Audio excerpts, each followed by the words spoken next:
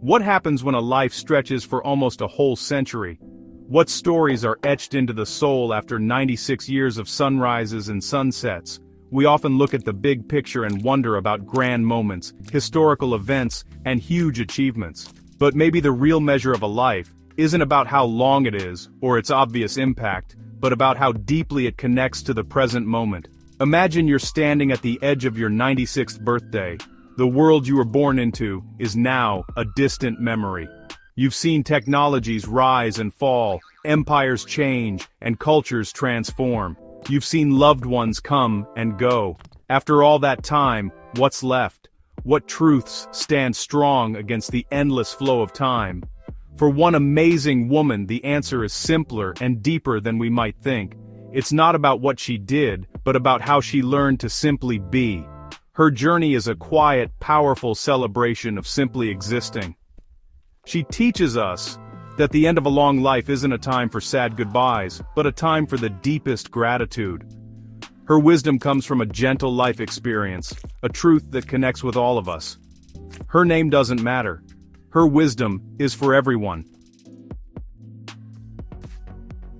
"I'm almost 96, she said, her voice soft like old velvet, carrying a warmth that instantly put you at ease. There was no sadness in her tone, only gratitude. Every day was a gift, every breath, a miracle. She didn't see old age as fading away, but as a journey deeper into understanding.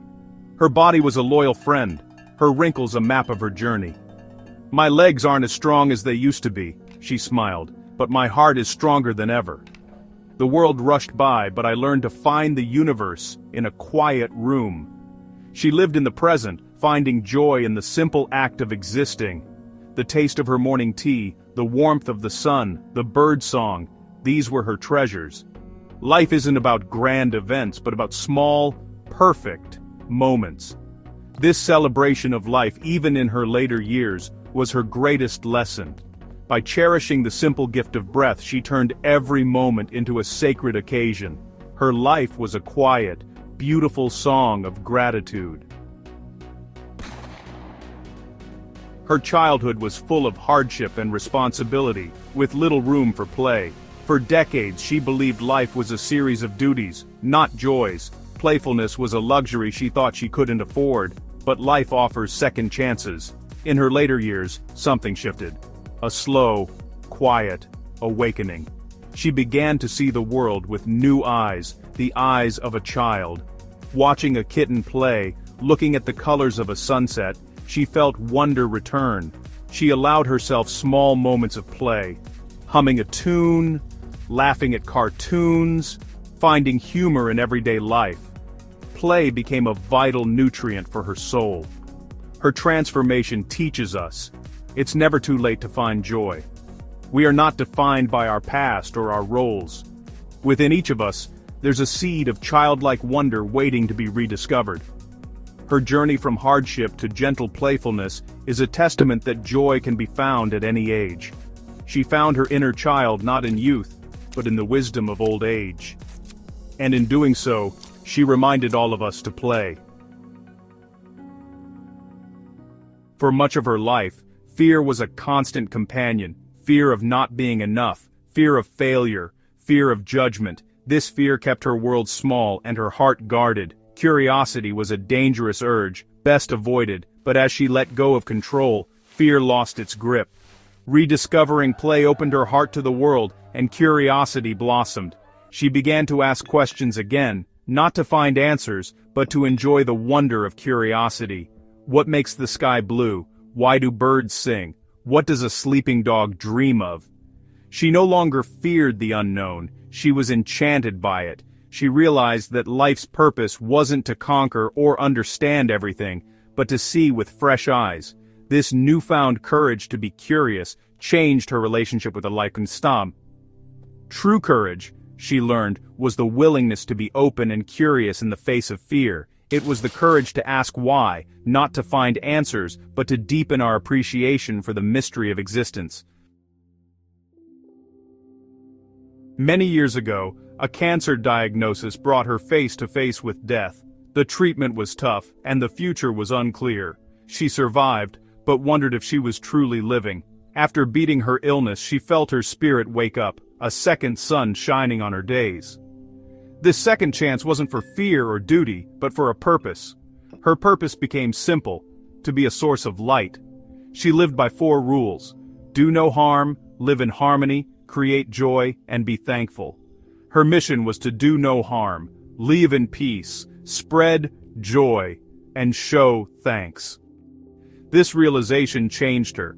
She became a guiding light, her presence a comfort to others. Her gentle smile and endless gratitude were her gifts. Her goal wasn't to change the world, but to add to its goodness in her own quiet way. Surviving cancer became a spiritual awakening, giving new meaning to her later years. As her inner world grew, so did her feeling of being connected to everything. The walls she had built came down. She didn't see any real separation. Each life story became a thread in a beautiful tapestry. She felt a deep connection to people, nature, and the universe itself.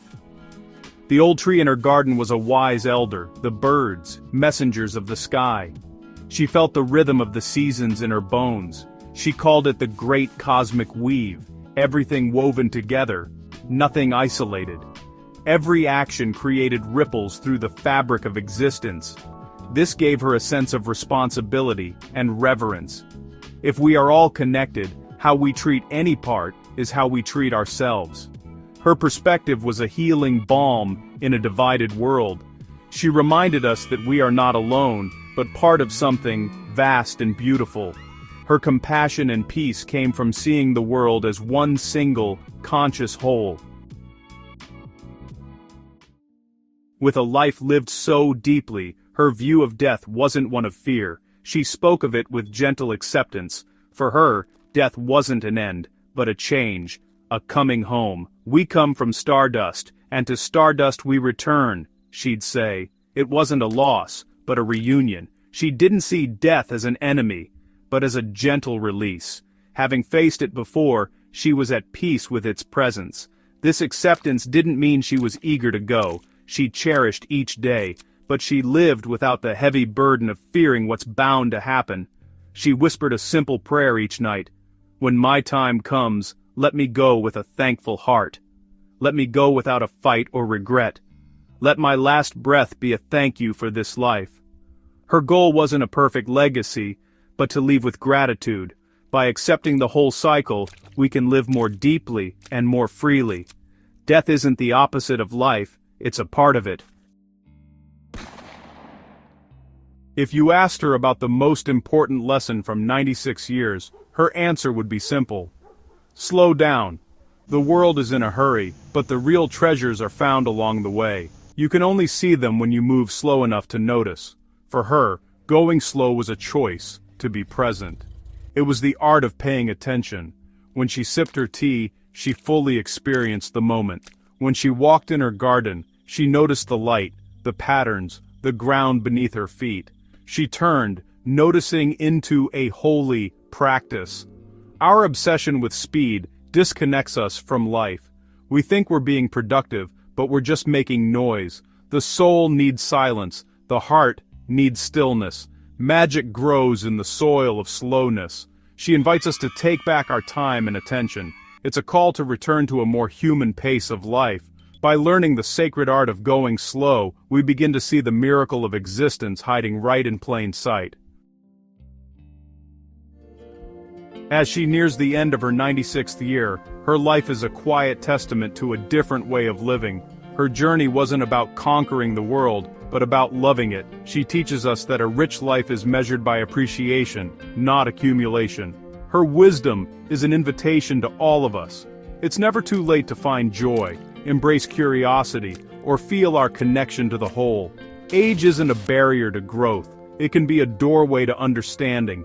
Even sickness and approaching death can be our greatest teachers. Her life is a masterclass in turning hardship into grace. Her final message is a gentle encouragement to live more deeply, not by doing more, but by being more present. She asks us to stop, to be present with the life happening all around us. The magic isn't somewhere else, it's right here. In a single conscious breath, we honor her wisdom. And in that moment, we begin to know this place for the very first time.